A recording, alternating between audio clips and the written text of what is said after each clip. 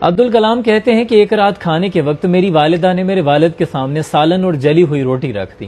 میں والد کے رد عمل کا انتظار کرتا رہا کہ وہ اس پر غصے کا اظہار کریں گے، لیکن انہوں نے بڑی خوش دلی کے ساتھ روٹی کھا لی۔ اسی دوران میری والدہ نے میرے والد سے روٹی کے جل جانے پر معذرت کی تو میرے والد نے کہا کہ کوئی بات نہیں، بلکہ مجھے تو یہ روٹی کھا کر بڑا مزہ آیا۔ اس رات جب میں اپنے والد کو شب بخیر کہنے کے لیے ان کے کمرے میں گیا تو مجھے رہا نہیں گیا، میں نے پوچھ ہی لیا کہ کیا آپ کو روٹی کھا کر واقعی مزہ آیا تھا؟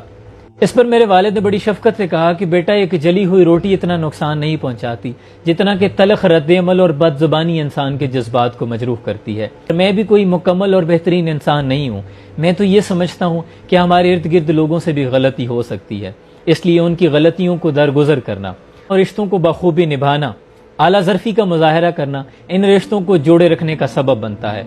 اس لیے اگر آپ بھی چاہتے ہیں کہ ہمارے رشتے ہم سے جڑے رہیں اور یہ برقرار رہیں تو چھوٹی چھوٹی باتوں کو نظر انداز کرنا سیکھیے۔